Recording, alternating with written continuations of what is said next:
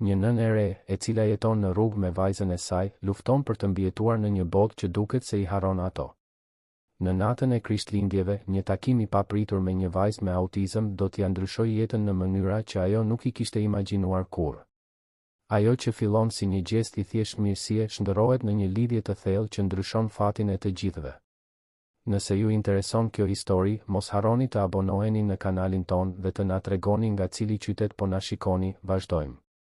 Premtoj se kjo do të jetë historia më e mirë që do të dëgjoni në jetën tuaj. Nata e Krishtlindjeve në Tiranë po afrohej me atë atmosferën karakteristike të fundvitit, kur qyteti dukej se ndahej në dy botë krejtësisht të ndryshme. Nga njëra anë, lagjet e pasura shkëlqenin me dekorimet e tyre luksoze, pemët e ndriçuara dhe familjet e mbledhura rreth tryezave plot e përplot. Nga ana tjetër, kishte nga ata që ecnin rrugëve të zbrazta, duke mbajtur vetëm peshën e mbijetesës së tyre dhe shpresën se e nesërmja mund të ishte pak më pak e vështirë se e sotmja. Klea e njihte mirë këtë botën e dytë. Në moshën 27 vjeçare, ajo kishte mësuar se jeta mund të ndryshonte brenda natës, se siguritë mund të shembeshin brenda pak javësh dhe se, ndonjëherë, gjithçka që mbetej ishte të ecje përpara, hap pas hapi. Ishin bërë 3 muaj që ajo dhe Sofia e vogël, vajza e saj vetëm 10 muajshe, jetonin në rrugët e kryeqytetit shqiptar.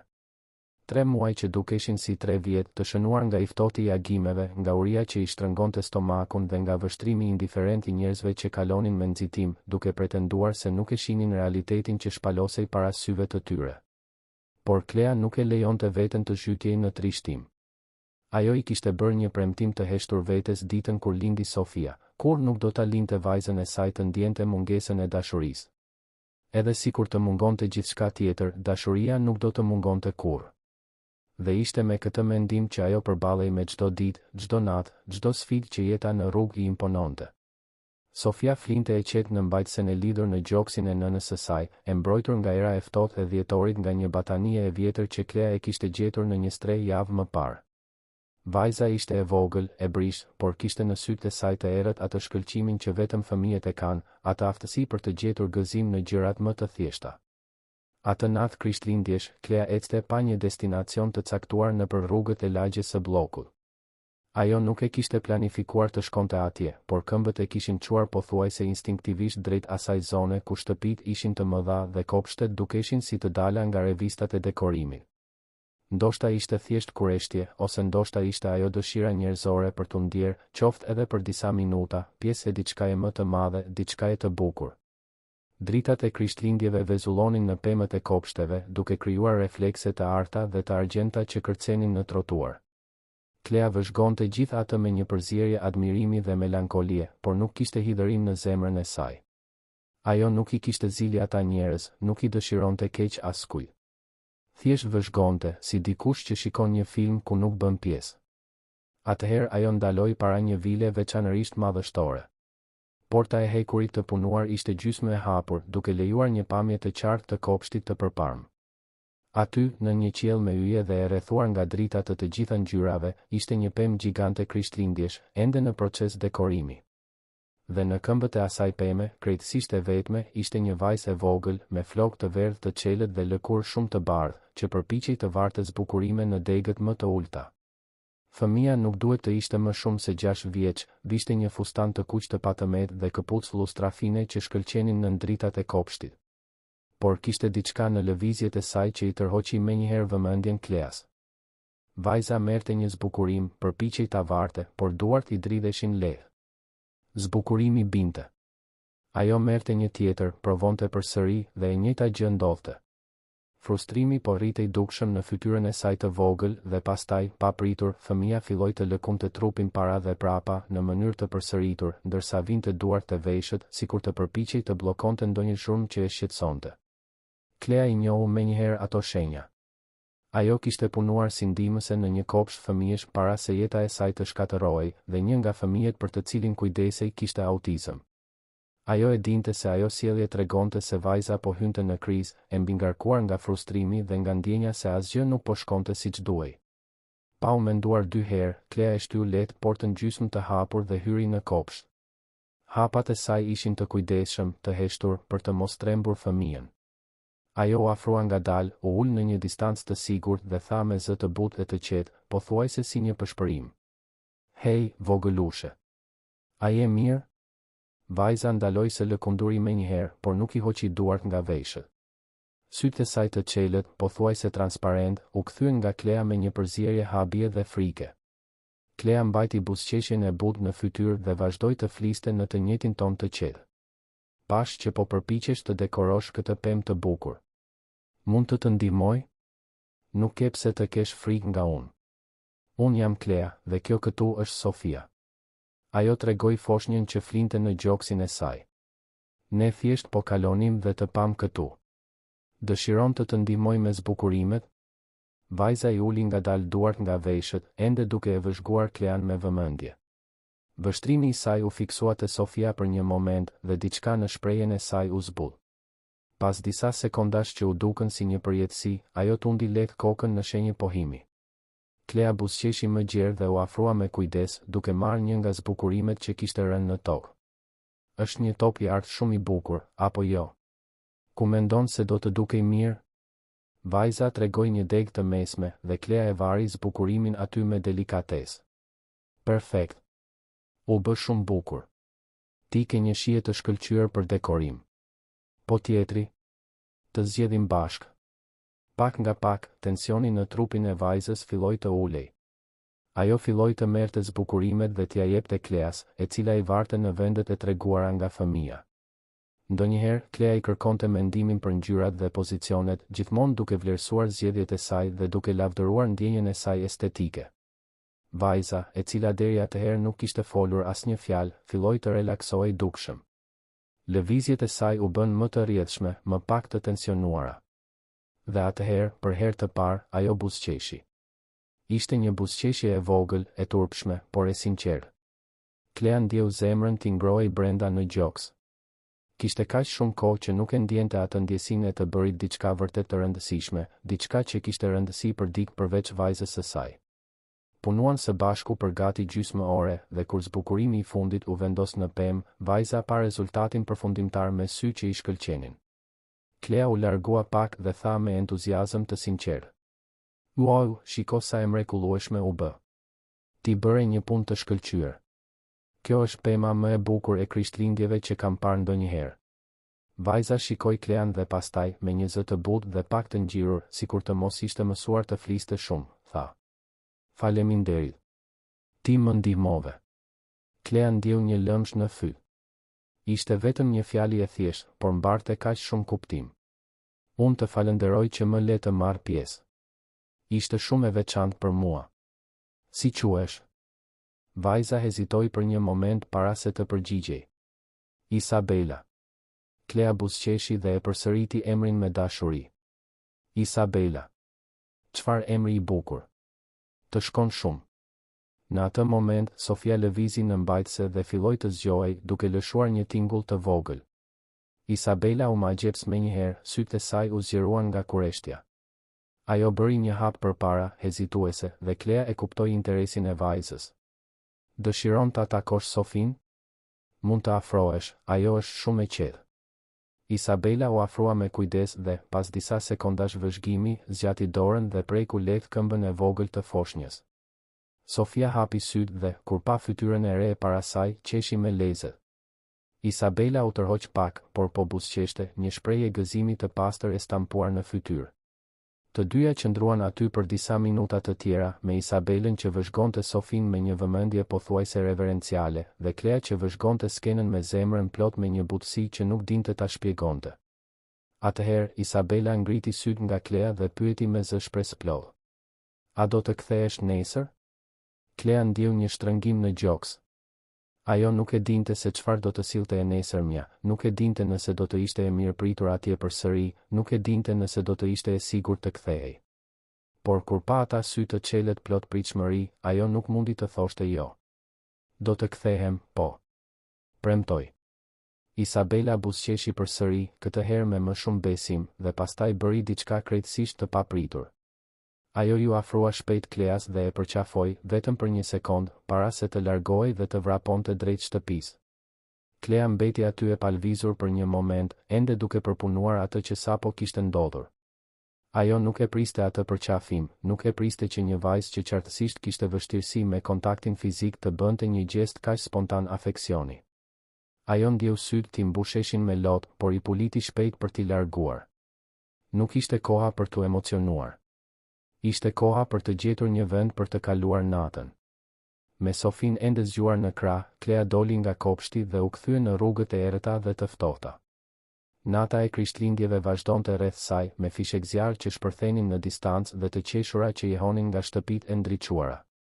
Ajo eci derisa gjeti një stol parku relativisht të mbrojtur, ku u ul dhe rregulloi batanien rreth Sofisë.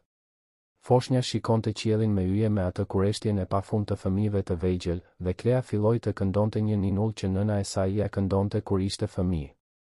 Sofia mbylli syt pak nga pak, e përkundur nga zëri i butë i nënës dhe nga lëvizja ritmike që Klea bënte duke e lëkundur lehtë. Kur vajza më në fund ra në gjumë, Klea mbështeti kokën në shpinoren e stolit dhe shikoi qiellin. Ajo mendoi për Isabelën, për atë takim të pabesueshëm, për atë lidhje të papritur që ishte krijuar mes tyre. Mendoi gjithashtu për premtimin që kishte bërë për t'u kthyer të nesërmen. Ajo donte ta mbante atë premtim. Donte të shihte përsëri buzëqeshjen e asaj vajze. Donte të ndihej e dobishme, e nevojshme, e rëndësishme për dikë. Por në të njëjtën kohë, një pjesë e saj e dinte se po shkelte në terren të rrezikshëm. Ajo nuk ishte jeta e saj. Ajo vil, ai kopsht, ajo vajzë me fustan të kuq dhe këpucë lustrafine, asgjë nga ato nuk ishte pjesë e botës së Kleas. Ajo ishte një ndërhyrse, një hije që kishte kryqëzuar për një moment rrugën e dikujt tjetër. Dhe hijet nuk qëndrojnë. Ato kalojnë. Por ndërsa strukej në stolin e ftohtë, me Sofin që flinte e qetë në gjoksin e saj, Klea e lejoi veten të ëndërronte, vetëm për atë natë, se ndoshta bota nuk ishte aq e ndarë. Se ndoshta, vetëm ndoshta, ai takim mund të nënkuptonte diçka më shumë se vetëm një moment kalimtar. Agimi ishte i gjatë dhe i ftohtë. Klea fjeti pak, duke u zgjuar disa herë për të kontrolluar nëse Sofia ishte e mbuluar mirë, nëse nuk kishte njeri afër që mund të paraqiste ndonjë rrezik. Gjumi nuk vinte kurrë plotësisht kur ishe në rrugë. Ishte gjithmonë një gjendje alarmi i vazhdueshëm, një pushim sipërfaqësor që kurrë nuk e rigjallëronte vërtet trupin. Por atë natë, edhe me gjithë sikletin, Klea ëndërroi. Ëndërroi drita Krishtlindjesh, pemë të dekoruara, buzëqeshjen e turpshme të një vajze me sy të qelët. Dhe kur u zgjua, pak para agimit, me qiellin ende të lyer me nuanca rozë dhe portokalli, ajo e dinte saktësisht se çfarë do të bënte atë ditë. Ajo do të kthehej. Do ta mbante premtimin e bërë Isabelës. Jo sepse priste diçka në këmbim, jo sepse kishte ndonjë plan apo qëllim të fshehur. Por thjesht sepse kishte bërë një premtim dhe premtimet ishin të rëndësishme. Sidomos për fëmijët. Sidomos për fëmijët që, si Isabela, dukeshin se kishin pak arsye për të besuar se njerëzit vërtet e mbajnë fjalën. Klea u ngrit nga stoli me kujdes për të mos zgjuar Sofin, rregulloi rrobat e saj sa më mirë që mundi dhe filloi të ecte drejt një shatërvani publik ku mund të lante fytyrën dhe të përpiqej të paraqitej në një formë minimalisht të denjë. Ajo nuk kishte shumë, por kishte dinjitetin e saj. Dhe nëse do të kthehej në atë shtëpi, donte të paktën të ishte e pastër. Pjesën tjetër të mëngjesit e kaloi duke u endur nëpër qytet, gjithmonë e vëmendshme ndaj orës së ndonjë dyqani apo ndërtese publike. Donte të linte të kalonin disa orë para se të kthehej, të jepte kohë familjes së Isabelës të mbaronte mëngjesin, që lëvizja në shtëpi të qetësoi. Rreth mesditës, kur dielli ishte tashmë lart dhe ngrohtësia e tij e mesditës dimërore filloi të ndiej, Klea më në fund u drejtua përsëri drejt lagjes së bllokut. Zemra i rrite më shpejt me çdo hap që e afronte me atë vil. Po sikur Isabela të kishte harruar? Po sikur familja të mos e lejonte të hynte? Po sikur gjithçka të kishte qenë vetëm një moment i izoluar, që nuk duhej të përsëritej? Por kur arriti te porta e shtëpisë, tani plotësisht e mbyllur dhe i raziles me duar që i dridheshin, ishte vetë Isabela që u shfaq duke vrapuar nëpër kopsht, me një buzëqeshje të madhe në fytyrë. Pas saj, me hapa më të ngadalë dhe shprehje të kujdesshme, vinte një burr i gjatë, me flokë të errët dhe rroba të shtrenjta, që ishte qartësisht pronari i shtëpisë. Artani ndaloi disa metra larg, duke e vëzhguar Klean me një përzierje kureshtjeje dhe dyshimi. Sytë e tij përshkuan shpejt pamjen e saj, duke vënë re rrobat e vjetra, fytyrën e lodhur, foshnjën në mbajtëse. Klea u ndje e ekspozuar në atë vështrim, por e mbajti kokën lart. Ajo nuk kishte pse të turpërohej. Isabela, krejtësisht e pavetëdijshme për tensionin në ajër, kapi dorën e Kleas përmes hekurave të portës dhe tha e emocionuar: "Babi, është Klea. Ajo më ndihmoi me pemën dje. Të thash që do të kthehej." Artani shikoi nga vajzat e Klea dhe pastaj përsëri te Isabela. Kishte diçka në fytyrën e tij që Klea nuk mundi ta deshifronte plotësisht. Hab, ndoshta. Ose mosbesim. Ose ndoshta thjesht lodhje. Ai bëri disa hapa të tjerë përpara dhe pyeti me zë të kontrolluar, të sjellshëm, por të largët: "Ishe ti që ndihmove vajzën time mbrëm?" Klea tundi kokën, duke rregulluar sofin në mbajtëse. "Po, zotëri." Po kaloja, pash që po haste vështirësi dhe e pyeta nëse mund ta ndihmoja. Nuk doja të shqetësoja apo të shkaktoja probleme. Artani qëndroi në heshtje për disa sekonda, duke përpunuar informacionin. Atëherë, për habin e Kleas, ai buzëqeshi lehtë dhe tha: "Isabela nuk ka pushuar së foluri për ty këtë mëngjes. Tha se ishe shumë e sjellshme, se e ndihmove të dekoronte të gjithë pemën dhe se premtove të ktheheshe." Ai bëri një pauzë, sikur po vlerësonte situatën. "Dëshiron të hysh brenda? Mund të bisedojmë më mirë." Klea hezitoi. Ajo nuk priste të ftohej brenda. Nuk e dinte nëse ishte e përshtatshme, nëse ishte e sigurt, nëse duhej të pranonte. Por Isabela e tërhiqte nga dora me një këmbëngulje të adhurueshme dhe kishte diçka në vështrimin e Artanit, pavarësisht kujdesit që dukej e sinqertë. "Në rregull, faleminderit. Nuk dua t'ju bezdis, thjesht erdha të mbaj premtimin që i bëra Isabelës." Artani hapi portën dhe të tre ecën nëpër kopsht drejt shtëpisë. Klea nuk mund të mos vinte re ndryshimin e thellë midis asaj bote dhe të sajës. Bari ishte i prerë në mënyrë perfekte, lulet ishin të kuruara pa të meta, kishte madje edhe një shatërvan të vogël në qendër të kopshtit. Gjithçka aty merrte frymërend, rehati, siguri. Gjëra që ajo nuk i kishte provuar prej muajsh. Hyn në një dhomë të madhe, të dekoruar me shije por pa egzagjerime. Artani i tregoi një divan Kleas që të ulej dhe ajo e bëri me kujdes, pothuajse me frikën se mos e ndote pëlhurën e çelët me rrobat e saj të rrugës. Isabela u ul pranë saj menjëherë, duke vëzhguar sofin me të njëjtin magjepsje si ditën e mëparshme. Artani i ofroi ujë, lëng, kafe. Klea pranoi një gotë ujë, më shumë për mirësjellje se sa për nevojë. Ai u ul në koltukun përballë dhe filloi të bënte pyetje. Asgjë ndërhyrëse, asgjë akuzuese. Thjesht pyetje të thjeshta se si kishte qenë takimi i natës së kaluar, se si Klea e kishte kuptuar që Isabela po haste vështirësi, se për çfarë kishin biseduar. Klea u përgjigj gjithçkaje me ndershmëri, pa e fshehur situatën e saj, por edhe pa e dramatizuar. Ajo thjesht tregoi faktet. Artani dëgjonte me vëmendje dhe Klea e kuptoi se, pak nga pak, dyshimi fillestar po i linte vendin diçkaje tjetër. Ndoshta respekt. Ndoshta admirim. Ose ndoshta thjesht lehtësim. Kur Klea mbaroi së treguari, Artani qëndroi në heshtje për një moment, duke parë vajzën e tij që luante me gishtat e vegjël të Sofis. Pastaj ai pshërtiu thellë dhe tha, me një zë të ngarkuar me emocion: "Isabela u diagnostikua me autizëm kur ishte 3 vjeç. Që atëherë ka qenë një sfidë e vazhdueshme. Ajo ka vështirësi të lidhet me njerëzit, të shprehë atë që ndjen, të përballojë frustrimet. Mbrëm, kur e pash duke dekoruar atë pemë e vetme, zemra mu coptua. I ofrova ndihmë, por ajo më largoi. Tha se donte ta bënte vetë. Qëndrova duke e vëzhguar nga dritarja, duke e parë të provonte dhe të dështonte, të provonte dhe të dështonte. Isha gati të ndërhyja kur u shfaqe ti." Ai bëri një pauzë dhe Klea pa sytë e tij të shkëlqenin nga lotët e përmbajtur. Dhe pastaj ndodhi diçka që nuk e kisha parë prej shumë kohësh. Ajo buzëqeshi. Buzëqeshi vërtet. Dhe kur hyri në shtëpi, nuk pushonte së foluri për ty, se sa e sjellshme ishe, se si e ndihmove.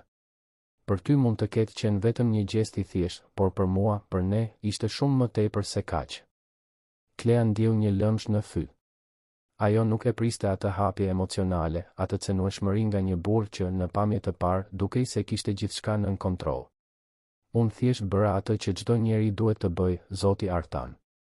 Pash një fëmijë që kishte nevojë për ndihmë dhe i ofrova ndihmë. Asgjë më shumë se kaq. Artani tundi kokën. Jo, nuk ishte vetëm kaq. Tipe atë që vajza ime kishte nevojë në atë moment. Ti e kuptove si ti afroheshe, si të komunikoje me të. Kjo nuk është e zakonshme. Dhe për këtë, unë do të doja të bëja një propozim. Klea zgurdulloi sytë, e habitur. Artani u përkul përpara, duke mbështetur bëryllat në gjunjë. Unë punoj shumë. Kaloj pjesën më të madhe të ditës jashtë, në takime, udhëtime pune. Isabela qëndron me punonjësen e shtëpisë, e cila është një person i mirë, por nuk ka përvojë me autizmin. Ajo kujdeset për nevojat bazë, por nuk arrin të lidhet vërtet me vajzën time. E kuptova dje, duke ju parë të dyja bashkë, se ti ke diçka të veçantë. Diçka që Isabelës i nevojitet. Klea nuk dinte çfarë të thoshte. Artani vazhdoi. Do të doja të ofroja një punë. Të kujdesesh për Isabelën. Të jesh me të, ta ndihmosh, ta mësosh. Do të ishte një punë me pagë, strehim, gjithçka siç duhet. Ti dhe vajza jote do të kishit një dhomë këtu në shtëpi, ushqim të garantuar, dhe do të merrje një shumë mujore për punën. Klea ndjeu botën ti rrotulloi rreth saj. Kjo nuk mund të ishte duke ndodhur. Nuk mund të ishte e vërtetë. Ishte shumë e mirë për të qenë e vërtetë. Ajo shikoi Sofin, që flinte e qetë në prerin e saj, dhe pastaj Isabelën, që e vëzhgonte me ata sy të qelet plot shpresë. Ajo mendoi për netët e ftohta, për urinë, për frikën e vazhdueshme. Mendoi për gjithçka që kishte humbur dhe për gjithçka që mund të fitonte. Dhe atëherë, me zë të dridhur, ajo tha: "Pranoj." Po, pranoj. Artani buzëqeshi, dhe ishte një buzëqeshje e sinqertë, plot lehtësim.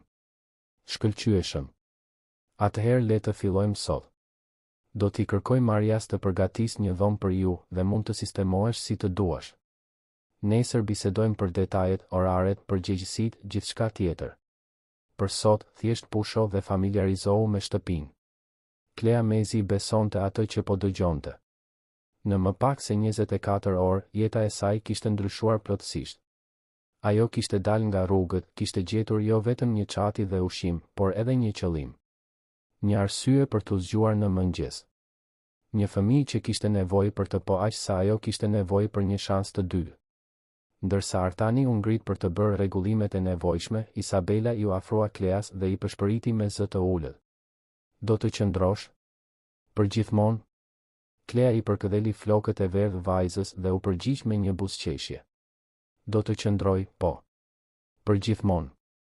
Ditët e para në shtëpinë e Artanit ishin si të jetoje në një ëndër nga e cila Klea kishte frikë të zgjohej në çdo moment. Dhoma që ishte caktuar ishte më e madhe se çdo vend ku ajo kishte jetuar vitet e fundit. Kishte një krevat dopjo të rehatshëm, një krevat fëmijësh të ri për Sofin që Artani e kishte porositur po atë ditë, një dollap të gjerë dhe madje një koltuk të vogël pranë dritares, nga ku mund të shihej kopshti i ndriçuar nga dritat e Krishtlindjeve. Maria, punonjësja që kujdesej për shtëpinë prej gati 10 vitesh, e priti Klean me një përzierje kureshtjeje dhe rezerve. Ajo ishte një grua në moshë të mesme, simpatike por diskrete, e cila qartësisht pyeste veten se kush ishte kjo vajzë që kishte ardhur nga rrugët dhe tani zinte një nga dhomat kryesore të vilës. Klea nuk u ofendua nga kujdesi i Marias. Ajo e kuptonte plotësisht. Në fund të fundit, historia e saj ishte e pazakontë, madje e pabesueshme. Sa njerëz dalin nga situata e rrugës për të jetuar në një vilë në blok brenda pak orësh? Ishte e natyrshme që të kishte dyshime, dyshime për qëllimet e saj të vërteta. Por Klea gjithashtu e dinte se e vetmja mënyrë për të fituar besimin e të gjithëve aty ishte përmes veprimeve të saj, jo fjalëve. Kështu që ajo u përqendrua në atë që kishte vërtet rëndësi, Isabelën. Që nga dita e parë, ajo vendosi një rutinë me vajzën. Zgjoheshin herët, hanin mëngjesin së bashku ndërsa Artani përgatitej për të dalë në punë dhe pastaj kalonin mëngjeset duke eksploruar aktivitete që mund ta ndihmonin Isabelën të zhvillonte aftësitë e saj sociale dhe emocionale. Klea zbuloi se Isabela adhuronte të vizatonte. Vajza kishte një talent të lindur për ngjyrat dhe format dhe kalonte orë të tëra e ulur në tryezën e dhomës së ndenjes me lapsat e saj me ngjyra dhe bloqet e vizatimit. Por ajo që i tërhiqte më shumë vëmendjen Kleas ishte mënyra se si Isabela vizatonte. Çdo vi ishte e menduar, çdo ngjyrë e zgjedhur me kujdes. Nuk kishte nxitim, nuk kishte ankth. Ishte sikur, në ato momente, Isabela gjente një paqe që nuk e gjente dot askund tjetër. Klea filloi të merrte pjesë në këto seanca vizatimi, duke u ulur pranë vajzës dhe duke krijuar veprat e saj. Ndonjëherë bisedonin, herë të tjera qëndronin në një heshtje të rehatshme. Dhe pak nga pak, Isabela filloi të hapej, duke treguar gjëra të vogla për ditën e saj, për shijet e saj, për frikërat e saj. Sofia, nga ana tjetër, u bë një prani e vazhdueshme dhe ngushëlluese në jetën e Isabelës.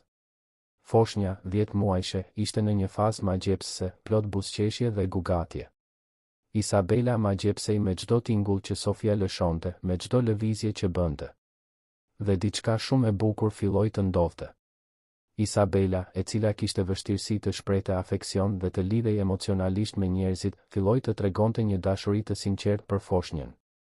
Ajo kërkonte të ndihmonte Klean për të ndëruar pelenat e Sofis, për t'i dhënë shishen, për ta përkundur vajzën kur qante. Dhe Klea, duke parë atë transformim të ndodhte para syve të saj, ndjente zemrën t'i mbushej me mirënjohje dhe shpresë. Artani vëzhgonte gjithçka nga larg. Ai dilte herët për në punë dhe kthehej vonë, shpesh kur Isabela tashmë ishte në gjumë. Por në fundjavë, kur ishte në shtëpi, ai nuk mund të mos vinte re ndryshimet të vajza e tij. Isabela ishte më komunikuese, më e qeshur, më e pranishme. Ajo e kërkonte baban për t'i treguar vizatimet e saj, për të treguar për lojrat që kishte bërë me Klean dhe Sofin, për të ndarë detaje të vogla të ditës së saj. Dhe Artani, i cili për vite me radhë ishte ndjer i pafuqishëm përballë vështirësive të së bijës, më në fund filloi të ndjente se kishte shpresë. Se ndoshta, vetëm ndoshta, ata mund të ndërtonin një jetë më të lehtë, më të lumtur, më të lidhur. Por bashkë me mirënjohjen që ndjente për Klean, Artani filloi të përjetonte edhe diçka që nuk e priste. Një tërheqje që shkonte përtej profesionit, përtej falënderimit. Ai e gjente veten duke vëzhguar Klean kur ajo luante me vajzat në kopsht, duke vënë re mënyrën se si sytë e saj shkëlqenin kur Isabela arrinte ndonjë arritje të vogël, delikatesën me të cilën trajtonte Sofin, durimin e pafund që tregonte në çdo situatë. Klea ishte vetëm 27 vjeç, ishte më shumë se 10 vjet më e re se ai, dhe jetët e tyre ishin krejtësisht të ndryshme. Por kishte diçka tek ajo që e prekte Artanin në një mënyrë që ai nuk mund ta injoronte. Një forcë e brendshme, një qëndrueshmëri, një mirësi e sinqertë që dukej se rrezatonte nga çdo gjest i saj. Artani përpiqej të binte veten se ato ndjenja ishin të papërshtatshme. Klea ishte punonjësja e tij, ishte aty për të kujdesur për vajzën e tij, jo për të qenë objekt i dëshirave të tij. Përveç kësaj, ajo kishte kaluar situata të tmerrshme, por i ndërtonte jetën e saj, dhe gjëja e fundit që i duhej ishin komplikimet emocionale. Kështu që ai mbante distancë, e trajtonte me korrektesë profesionale, shmangte bisedat shumë personale. Por natën, kur ishte vetëm në dhomën e tij, Artani nuk mund të mos mendonte për të. Mendonte për guximin që Klea kishte treguar duke pranuar të ndihmonte një fëmijë të panjohur natën e Krishtlindjeve. Mendonte për gjithçka që ajo kishte humbur dhe se si, pavarësisht kësaj, nuk e kishte humbur njerëzinë e saj. Dhe mendonte gjithashtu se si do të ishte të kishe dikë si ajo pranë, jo vetëm si kujdestare të vajzës së tij, por si shoqe, si partnere jete. Klea, nga ana tjetër, ishte aq e përqendruar në rutinën e saj të re dhe në punën me Isabelën sa mezi kishte kohë të mendonte për ndonjë gjë tjetër. Por kishte momente, zakonisht natën kur vinte Sofin në gjumë dhe mbetej vetëm me mendimet e saj, kur ajo e lejonte veten të reflektonte mbi kthesën që kishte marrë jeta e saj. Vetëm disa javë më parë, ajo flinte në stolat e parqeve, kishte ftohtë, kishte uri, jetonte me frikë të vazhdueshme. Dhe tani ishte në një shtëpi të rehatshme, me ushqim të garantuar, me një punë që e donte, duke u kujdesur për një fëmijë që kishte zënë një vend të veçantë në zemrën e saj. Ishte pothuajse surreale. Dhe bashkë me mirënjohjen e pamas që ndjente, kishte edhe një frikë të vazhdueshme. Frikë se gjithçka ishte e përkohshme. Frikë se Artani do të ndryshonte mendje. Frikë se ajo do të bënte diçka gabim dhe do të humbiste gjithçka përsëri. Por ndërsa javët kalonin, kjo frikë filloi të zvogëlohej pak nga pak. Artani kur nuk dha shenja pa kënaqësie me punën e saj. Përkundrazi, ai shpesh lavdëronte për parimet e Isabelës, falënderonte për kushtimin e Kleas dhe gjithmonë tregohej i respektueshëm dhe i vëmendshëm. Maria gjithashtu u hap me kalimin e kohës dhe të dyja gratë zhvilluan një partneritet harmonik në shtëpi. Maria kujdesej për pastrimin, kuzhinën dhe punët e përgjithshme, ndërsa Klea i përkushtoi ekskluzivisht Isabelës. dhe Sofia, e cila rritej shpejt, bëhej çdo ditë më e zgjuar dhe e adhurueshme, duke fituar zemrën e të gjithëve në shtëpi, përfshirë edhe të Artanit, i cili ndonjëherë e merrte në krah dhe luante me të në fundjavë. Ishte një pasdite janari, kur dielli i dimrit ngrohte ajrin dhe të gjithë kërkonin streh nën hijen e tij të butë, që ndodhi diçka domethënëse. Klea ishte në kopsht me Isabelën dhe Sofin, të ulura në një pemë të madhe që ofronte një hije bujare. Isabela vizatonte në bllokun e saj, Sofia luante me disa lodra me ngjyra që Artani i kishte blerë, dhe Klea lexonte një libër që e kishte gjetur në bibliotekën e shtëpisë. Ishte një moment paqeje perfekte, nga ato që mbeten të gdhendura në kujtesë për gjithmonë. Pa pritur, Isabela ngriti syt nga vizatimi dhe tha me zërin e saj të butë: "Klea, a mund të bëj një pyetje?" Klea e mbylli librin menjëherë dhe i kushtoi gjithë vëmendjen vajzës. "Sigurisht, mund të pyesësh çfarëdo." Isabela hezitoi për një moment, duke kafshuar buzën e poshtme siç bënte gjithmonë kur mendonte për diçka të rëndësishme. "Pse ti nuk ke shtëpi?" Pyetja e kapi Klean në befasi. Gjatë gjithë kësaj kohe, Isabela kur nuk kishte pyetur për të kaluarën e saj, se si kishte arritur deri aty. Klea mori frym thellë dhe vendosi të ishte e sinqertë. "Unë kisha një shtëpi, Isabela. Kisha edhe një punë dhe jetoja mirë. Por ndonjëherë jeta na luan rrengje, e di? E humba punën, nuk munda të paguaja qiran dhe përfundova duke u larguar. Dhe kur nuk ke ku të shkosh, përfundon duke jetuar në rrugë, siç isha unë kur të takova ty." Isabela e përpunoi informacionin në heshtje, duke kthyer vështrimin te vizatimi. Pas disa sekondash, ajo pyeti përsëri: "Dhe tani ke shtëpi? Këtu me ne?" Klea buzëqeshi me butësi. "Po, kam. Falteje dhe babait tënd, unë dhe Sofia kemi një shtëpi tani. Dhe unë jam shumë mirënjohëse për këtë." Isabela tundi kokën, duke u dukur e kënaqur me përgjigjen. Pastaj ajo tha diçka që bëri zemrën e Kleas të rritë fort. "Unë të dua. Dua që të qëndrosh për gjithmonë. Nuk dua të largohesh." Klea ndjeu sytë t'i mbusheshin me lotë, por i puliti shpejt për t'i larguar. Ajo ju afrua Isabelës dhe e përqafoi vajzën me dashuri. "Edhe unë të dua shumë, Isabela. Dhe nuk kam ndërmend të shkoj askund. Do të qëndroj këtu, duke u kujdesur për ty, për aq kohë sa të duash ti." Isabela ja ktheu përqafimin, diçka që e bënte rrallë, dhe qëndroi kështu për disa sekonda para se të largohej dhe të kthehej te vizatimi i saj.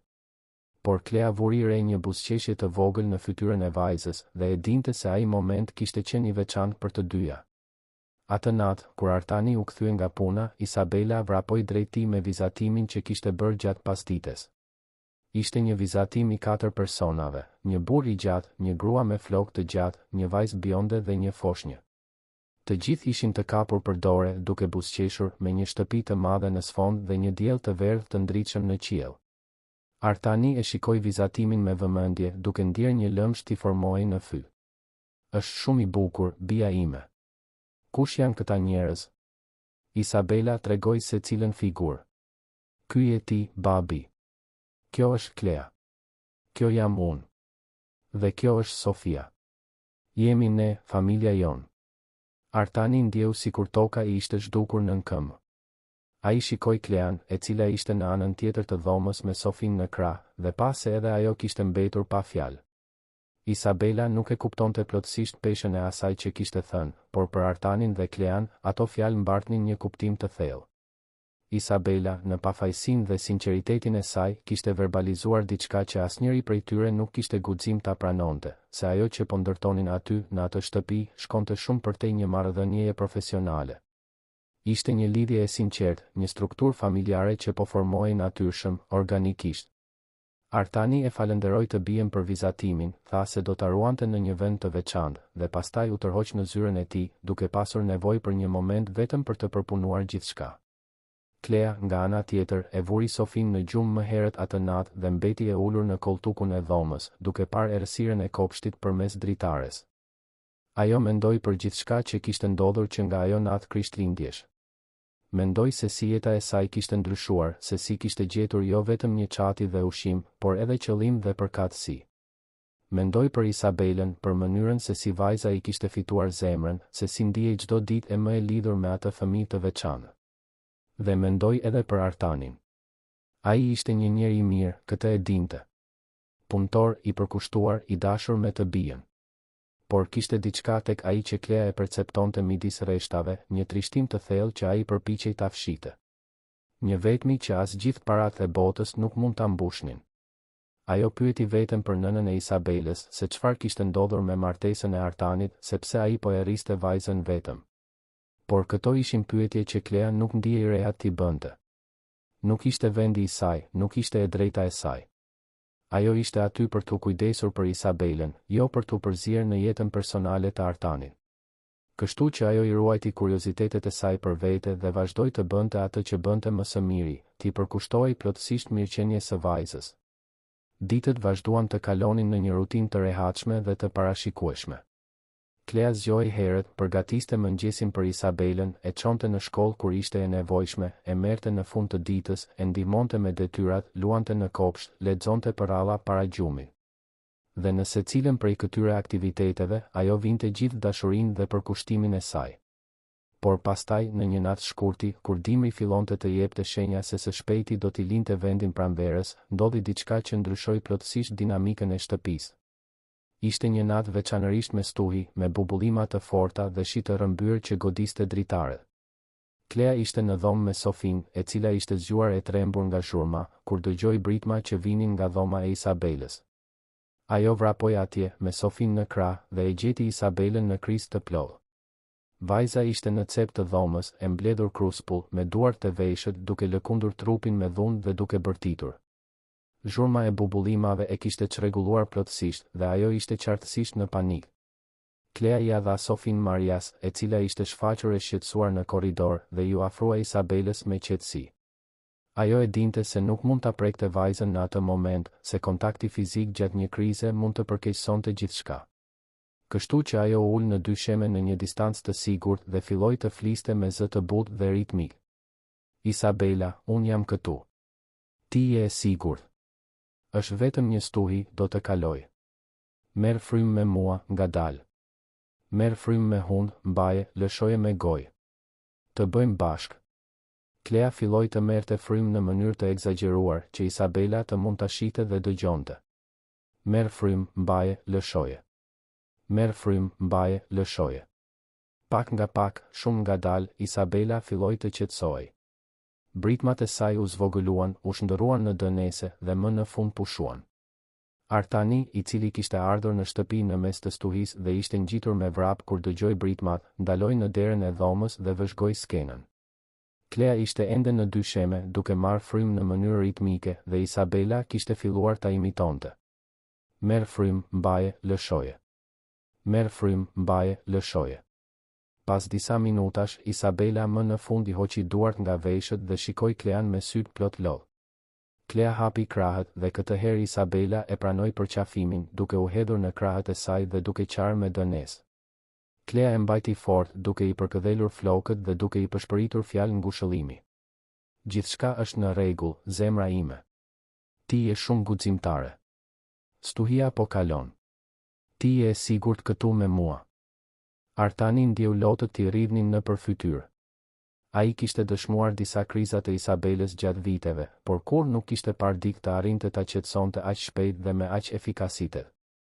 Zakonisht, krizat zgjasnin me orë, duke e lënë Isabelën të raskapitur dhe atë plotësisht të pafuqishëm. Por ja ku ishte Klea, një grua që kishte hyrë në jetët e tyre vetëm disa javë më parë, duke arritur të bënte atë që ai kur nuk e kishte arritur, ta kthente vajzën e tij nga humnera e krizës me siguri dhe dashuri. Kur Isabela më në fund u qetësua plotësisht dhe ra në gjumë në krahët e Kleas, Artani hyri në dhomë dhe e ndihmoi ta vendoste në krevat. Ata e mbuluan me batanie, lanë një dritë natë të ndezur dhe dolën nga dhoma në heshtje. Në korridor, Artani më në fund i la emocionet e tij të dilnin në sipërfaqe. Ai u mbështet në mur dhe filloi të qante me zë të ulët, duke mbuluar fytyrën me duar. Klea, pa e ditur saktësisht se çfarë të bënte, ju afrua dhe i preku krahun butësisht. Artan, gjithçka është në rregull. Ajo është mirë tani. Artani tundi kokën, duke u përpjekur të kontrollonte lotët. Nuk është vetëm kjo. Është se unë kur nuk kam arritur të bëj atë që ti sapo bëre. Unë jam babai I saj, duhet ta di si ta ndihmoj, por sa herë që ajo hyn në krizë unë ndihem plotësisht I humbur. Dhe ti, që e njeh kaq pak kohë, arritet ta qetësosh në një mënyrë që unë kur nuk kam mundur. Kjo më bën të ndihem një dështak si baba. Klea ndjeu zemrën t'i shtrëngoi. Ajo I kapi të dyja duart Artanit duke e detyruar ta shikonte. Ti nuk je një dështak, Artan. Ti je një baba I mrekullueshëm që e do vajzën tënde më shumë se gjithçka në botë. Isabela e di këtë, unë e di këtë, çdo njeri që ju sheh bashk e di këtë. Fakti që unë arrita ta qetësoj sot nuk zvogëlon as pak atë që ti bën për të çdo ditë. Unë kam përvojë me fëmijët autik, kam punuar me ta më parë. Ti nuk e ke këtë përvojë, por ke diçka shumë më të rëndësishme, ke dashuri. Dhe është kjo dashuri që do të bëjë gjithë ndryshimin në jetën e saj.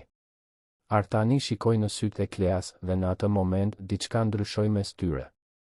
Nuk u than fjalë, nuk pati gjeste të dukshme, por të dy e ndjen. Një lidhje të thellë, një tërheqje që shkonte përtej fizikes, përtej racionales. Artani bëri një hap prapa, duke lëshuar duart e Kleas dhe duke fshirë fytyrën. Më fal, nuk duhej të shpërtheja kështu. Ka qenë një natë e vështirë. Klea tundi kokën. Nuk ke pse të kërkosh falje. Të gjithë kemi momentet tona të cenueshmërisë. Dhe gjithçka është në rregull. Artani sforcoi një buzëqeshje të vogël. Faleminderit, Klea. Për gjithçka. Që je këtu, që kujdesesh për Isabelën, që je ky person I mrekullueshëm që je. Ai bëri një pauzë, sikur donte të thoshte diçka më shumë, por pastaj thjesht tundi kokën dhe u drejtua për në dhomën e tij. Klea mbeti aty e palvizur për disa minuta, duke përpunuar gjithçka që kishte ndodhur. Ajo u kthye në dhomën e saj, kontrolloi që Sofia ende flinte e qetë dhe u shtri në krevat, por gjumi nuk I vinte lehtë atë natë. Ajo mendoi për vështrimin e Artanit, për mënyrën se si ja kishte mbajtur duart, për emocionin e papërpunuar në zërin e tij. Dhe e kuptoi me një përzierje frike dhe eksitimi se diçka po rritej mes tyre. Diçka që nuk duhej të ishte aty, diçka që e komplikonte situatën tashmë delikate në të cilën ndodheshin. Ajo ishte punonjësja e tij, ishte aty për të kujdesur për vajzën e tij, jo për të zhvilluar ndjenja për të. Por zemra nuk I bindet arsyes dhe Klea e dinte se po fillonte të ndjente për Artanin diçka që shkonte shumë përtej mirënjohjes apo respektit profesional. Ajo po binte në dashuri. Dhe kjo, e dinte ajo, mund të vinte gjithçka në rrezik. Gjithçka që kishte fituar, gjithë stabilitetin që kishte gjetur, gjithë lumturinë që Isabela po përjetonte. Në ditët në vijim, Klea u përpoq të mbante distancë emocionale nga Artani. Ajo ishte korrekte, profesionale, por shmangte bisedat shumë personale. Artani, nga ana tjetër, dukej se bënte të njëjtën gjë. Ata përshëndeteshin me mirësjellje në mëngjes, shkëmbenin informacione për Isabelën kur ishte e nevojshme, por kishte një tension në ajër që nuk ishte aty më parë. Maria e vuri re ndryshimin, por nuk tha asgjë. Ajo thjesht vëzhgonte me sytë e saj të vëmendshëm, dhe Klea ishte e sigurt se punonjësja e kishte kuptuar se çfarë po ndodhte. Isabela, për fat të mirë, nuk vuri re asgjë. Ajo vazhdonte në botën e saj, çdo ditë më e hapur, më komunikuese, më e lumtur. Dhe ishte për të, I kujtonte Klea vetes që gjithçka ia vlente. Ishte për Isabelën që ajo duhej të mbante kontrollin, të mbante profesionalizmin, të mos lejonte që ndjenjat e papërshtatshme të komprometonin punën e mrekullueshme që po bënin së bashku. Por pastaj, në një të shtunë me diell në fund të shkurtit, Artani mori një vendim që do të ndryshonte gjithçka përsëri. Ai u zgjua herët, përgatiti mëngjesin për të gjithë dhe njoftoi se do të kalonin ditën në plazh. Isabela, e cila e adhuronte detin por rrallë kishte mundësi të shkonte, u entuziazmua. Klea hezitoi duke menduar se ndoshta nuk ishte e përshtatshme që ajo t'i shoqëronte në një shëtitje familjare. Por Artani këmbënguli. Ti je pjesë e kësaj familjeje, Klea. Dhe Isabela është shumë më e qetë kur ti je afër. Të lutem, eja me ne. Dhe kështu, disa orë më vonë, të katërt ishin në plazhin e Durrësit, duke shijuar diellin, fllatin e detit dhe ndjesinë e lirisë që vetëm një ditë në plazh mund të ofrojë. Isabela luante në rër me Sofin, duke ndërtuar kështjella dhe duke mbledhur guaska. Artani dhe Klea qëndronin afër, duke mbikëqyrur por edhe duke u relaksuar, duke lënë fllatin e detit të largonte pak nga tensionet e akumuluara. Në një moment të caktuar, Isabela I kërkoi Artanit ta çonte të luante në val. Ai pranoi menjëherë dhe të dy shkuan drejt detit duke e lënë Klean me Sofin në rër. Klea vëzhgoi babë e bij duke luajtur në val, duke qeshur, duke u argëtuar dhe ndiu një val emocioni ta pushtonte. Ajo sken ishte kaq e bukur, kaq e pastër, kaq plot dashuri. Dhe ajo ishte aty duke bërë pjesë në të gjithë këtë. Jo më si një vëzhguese e jashtme, por si dikush që i përkiste. Që kishte një vend. Që ishte e rëndësishme. Kur Artani dhe Isabela u kthyen nga uji, të gjithë ishin të uritur. Ata bën një piknik aty në rër, duke ngrënë sanduiqe dhe fruta që Maria i kishte përgatitur, duke pirë pije të ftohta dhe duke biseduar për gjëra të thjeshta dhe të lehta. Dhe për herë të parë që nga ajo natë dhe stuhis, tensioni midis Artanit dhe Kleas dukej se u shpërnda pak. Ata rifilluan të bisedonin natyrshëm, të qeshnin së bashku, të shkëmbenin vështrime bashkëpunuese kur Isabela bënte diçka të adhurueshme. Në fund të pasdites, kur dielli filloi të perëndonte në horizont duke pikturuar qiellin me nuanca portokalli dhe roz, Isabela ra në gjumë në prerin e Kleas, e raskapitur por e lumtur. Artani i shikoi të treja dhe ndjeu zemrën t'i mbushej me një ndjenjë që nuk e kishte provuar prej vitesh. Lumturi. Lumturi e plot, pa rezerva, pa frikë. Dhe ai e dinte në atë moment se nuk mund ta mohonte më atë që ndjente. Nuk mund të pretendonte më se Klea ishte vetëm kujdestarja e vajzës së tij. Ajo ishte shumë më tepër se kaq. Ajo ishte personi që kishte sjell dritë përsëri në shtëpinë e tij, që i kishte mësuar vajzës së tij të buzëqeshte përsëri, që e kishte bërë atë të besonte se ishte e mundur të rifillonte. Dhe ai ishte i dashuruar me të. Plotësisht, pa shpresë i dashuruar. Ditët që pasuan shëtitjen në plazh u shënuan nga një ndryshim delikat por domethënës në dinamikën e shtëpisë. Artani filloi të vinte më herët nga puna, duke shfrytëzuar orët e fundit të pasdites për të qenë me Isabelën para se ajo të flinte. Ai merrte pjesë më shumë në aktivitetet e së bijës, ulej pranë saj ndërsa vizatonte, dëgjonte me vëmendje historitë e saj për ditën, luante në kopsht kur koha e lejonte. Dhe në të gjitha këto momente, Klea ishte e pranishme. Jo si një vëzhguese e largët, por si pjesë integrale e atyre çasteve. Artani e kuptonte se prania e saj e bënte gjithçka më të lehtë, më të natyrshme.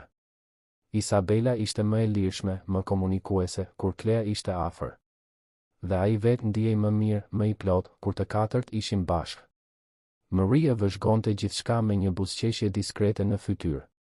Ajo punonte në atë shtëpi prej kohësh mjaftueshëm për ta njohur Artanin shumë mirë, për të ditur se ai kishte vuajtur shumë nga fundi i martesës së tij dhe nga sfidat e rritjes së Isabelës vetëm. Të shite atë njeri të mirë më në fund duke filluar të hapej përsëri ndaj mundësisë për të qenë i lumtur ia mbushte zemrën me gëzim. Dhe Klea, ajo vajzë që kishte ardhur pa asgjë dhe kishte zënë një vend kaq të veçantë në atë familje, kishte gjithë admirimin e saj. Maria shihte se si Klea punonte fort, si i përkushtohej Isabelës me dashuri të sinqertë, si e trajtonte Sofin me butësi të pafund. Dhe shihte gjithashtu, sepse ishte një grua me përvojë dhe e vëmendshme, se si Klea shikonte Artanin kur mendonte se askush nuk po e shihte. Me atë përzierje admirimi, mirënjohjeje dhe diçkaje më të thellë që ajo përpiqej ta fshite. Një mëngjes marsi, kur pranvera tashmë kishte trokitur me temperaturat e saj më të buta dhe qiellin e kthjellët, Artani u zgjua me një vendim të marrë. Ai nuk mund të vazhdonte më të pretendonte se nuk ndjente atë që ndjente. Nuk mund të jetonte më në atë tension të vazhdueshëm, në atë lojë vështrimesh dhe fjalësh të pathëna. Ai duhej të bisedonte me Klean, duhej të ishte i sinqert për ndjenjat e tij, edhe pse rrezikonte të refuzohej ose ta bënte situatën edhe më të komplikuar. Por para kësaj, ai duhej t'i tregonte asaj diçka që e kishte ruajtur për vete që nga dita kur e takoi. Duhej të fliste për Helenën, nënën e Isabelës, për martesën që kishte përfunduar në mënyrë të dhimbshme, për plagët që ende nuk ishin shëruar plotësisht. Atë natë, pasi Isabela shkoi të flinte dhe Sofia ishte e qetë në krevatin e saj, Artani i kërkoi Kleas të bisedonin në dhomën e ndenjes. Ajo pranoi, pavarësisht nervozizmit që ndjente. U ulën në divan, duke mbajtur një distancë respekti, dhe Artani filloi të fliste. Zëri i tij ishte i ulët, i ngarkuar me emocion, por i vendosur. Ai tregoi se si e kishte njohur Helenën në një konferencë biznesi, se si ishin dashuruar shpejt dhe ishin martuar pas vetëm një viti lidhjeje. Tregoi për gëzimin që ishte ardhja e Isabelës, se si ishin ndjerë të bekuar me atë vajzë të bukur me sy të çelët. Por pastaj erdhi diagnoza.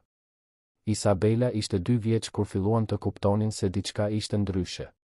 Ajo nuk i përgjigjej emrit, shmangte kontaktin me sy, kishte kriza të shpeshta dhe intensive. Pas muajsh konsultash dhe ekzaminimesh, erdhi konfirmimi, autizëm. Artani bëri një pauzë duke marrë frym thellë para se të vazhdonte. Helena nuk diti ta përballonte diagnozën. Ajo gjithmonë kishte idealizuar një amësi perfekte, një vajzë që do të ndiqte të gjitha etapat e zhvillimit në kohën e pritur, një familje që do të përshtatej me standardet shoqërore. Kur e kuptoi se Isabela do të ishte ndryshe, se do të kërkonte kujdes të veçantë, durim të dyfish, përkushtim të vazhdueshëm, ajo filloi të largohej. Së pari emocionalisht duke u bërë e largët dhe e ftohtë. Pastaj fizikisht duke kaluar gjithnjë e më shumë kohë jashtë shtëpisë, duke shpikur angazhime dhe udhëtime. Derisa, kur Isabela ishte 3 vjeç, Helena thjesht iku. La një letër ku thoshte se nuk mund të jetonte më atë jetë, se nuk ishte mjaft e fortë për të qenë nëna e një fëmije me nevoja të veçanta, se duhej të rifillonte diku tjetër. Dhe u zhduk. Nuk mbajti kontakt, nuk kërkoi lajme, nuk e vizitoi të bijën. Thjesht e fshiu atë pjesë të jetës së saj sikur të mos kishte ekzistuar kurrë. Klea dëgjoi gjithçka në heshtje, duke ndjerë lotët t'i rridhnin nëpër fytyrë. Dhimbja në zërin e Artanit ishte e prekshme, edhe pas gjithë atyre viteve. Ajo imagjinoi sa e vështirë duhet të ketë qenë për të, duke rritur një vajzë vetëm, duke u përballur me sfidat e autizmit pa mbështetje, duke mbajtur refuzimin e Helenës si një peshë të padukshme, por të vazhdueshme. Si ja dole, Artan? Si ja dole të ecje përpara pas diçkaje të tillë? Artani e shikoi dhe sytë e tij ishin gjithashtu të lagur. Më duhej t'ja dilja. Isabela kishte nevojë për mua. Dhe unë e dua më shumë se gjithçka në këtë botë. Ajo nuk zgjodhi të kishte autizëm, nuk kërkoi të ishte ndryshe. Dhe unë kur nuk do ta braktisja për këtë. Kështu që unë mësova. Lexova gjithçka që munda për këtë temë, kërkova specialistët më të mirë, u përpoqja të kuptoja botën e saj për ta ndihmuar në mënyrën më të mirë të mundshme. Nuk ishte gjithmonë e lehtë. Kishte momente kur mendoja se nuk do të duroja dot. Por e shikoja të tani dhe shoh sa ka evoluar, sa e mrekullueshme është, dhe e di se ja ka vlerëtur çdo sekond përpjekjeje. Klea ju afrua dhe i kapi dorën Artanit. Ajo është një vajzë e mrekullueshme, Artan. Dhe ti je një baba i jashtëzakonshëm. Ajo që bëri Helena ishte frikacake dhe egoiste, por përfundoi duke qenë më mirë për Isabelën. Sepse ajo të ka ty, që e do pa kushte, që kur nuk heq dorë prej saj, që je gjithmonë i pranishëm. Dhe kjo vlen shumë më tepër se çdo gjë tjetër. Artani ja shtrëngoi dorën Kleas, duke ndjerë një lidhje të thellë në atë gjest të thjeshtë. Të tregova gjithë këtë sepse dua që ti të kuptosh pse jam kaq i kujdesshëm, kaq i matur. Pas asaj që ndodhi me Helenën, ndërtova mure rreth vetes. I premtova vetes se kur më nuk do të lejoja askënd të hynte në jetën e Isabelës, nëse nuk do të isha absolutisht i sigurt se ai person do të qëndronte. Sepse ajo tashmë ka vuajtur një refuzim, tashmë është braktisur nga dikush që duhej ta donte pa kushte. Nuk mund të lejoj që kjo të ndodhë përsëri. Klea tundi kokën, duke kuptuar plotësisht. Dhe pikërisht për këtë më duhet të them diçka që ndoshta nuk duhet. Diçka që mund të komplikoj gjithçka, por që nuk e mbaj dot më për vete. Ai bëri një pauzë, duke mbledhur guxim. Klea, unë po bie në dashuri me ty në fakt, mendoj se tashmë jam i dashuruar. E di që nuk është e përshtatshme, e di që ti je këtu për të kujdesur për Isabelën, e di që situata jon është e komplikuar. Por nuk mund të pretendoj më se nuk ndjej atë që ndjej. Ti solle dritë përsëri në këtë shtëpi. Jo vetëm për Isabelën, por edhe për mua. Ti më bëre të besoj se është e mundur të rifillosh, se është e mundur të jesh i lumtur përsëri.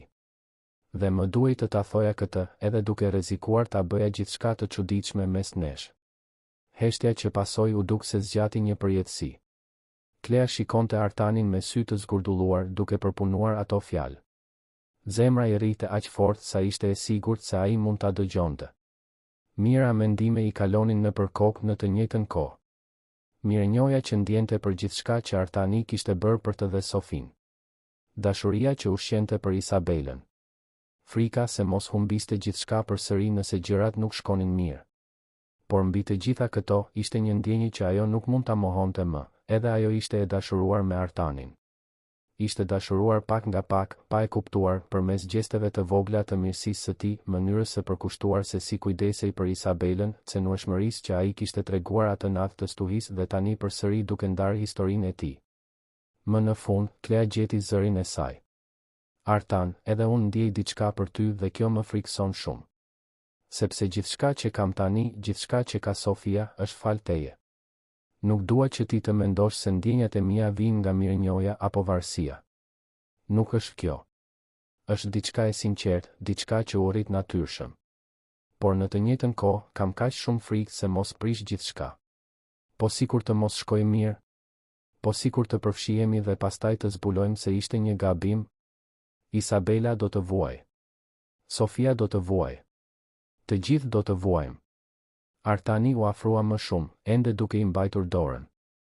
E kuptoj frikën tënde, Klea. Unë kam të njëjtat frikëra. Por gjithashtu e di se disa gjëra në jetë ja vlen rrezikut. Dhe ajo që ndjej për ty ja vlen çdo rreziku. Por nuk ke nevojë të më japësh një përgjigje tani. Nuk ke nevojë të vendosësh asgjë sot. Unë thjesht kisha nevojë të isha i sinqert me ty për ndjenjat e mia pjesën tjetër, do ta zbulojmë së bashku në kohën e duhur. Klea shikoi thellë në sytë e Artanit dhe, në atë moment, e lejoi veten të besonte se ndoshta, vetëm ndoshta, kjo mund të funksiononte. Ajo u përkul ngadalë, duke i dhënë kohë atij të tërhiqej nëse donte, dhe pastaj buzët e tyre u takuan në një puthje të butë, delikate, të ngarkuar me emocion. Ishte një puthje që vulosi diçka mes tyre, një premtim i heshtur se ishin të gatshëm të provonin, të rrezikonin, të ndërtonin diçka së bashku. Kur u larguan, të dy po buzëqeshnin, me sytë që shkëlqenin nga lotët dhe shpresa. Artani i përkëdheli fytyrën Kleas me butësi. Do të ecim ngadalë, në rregull? Pa nxitim, pa presion. Do t'i lëm gjërat të ndodhin natyrshëm. Klea ra dakord, duke ndjerë një paqe që nuk e kishte provuar prej shumë kohësh. Në ditët në vijim, gjithçka dukej se mori një ngjyrë të re.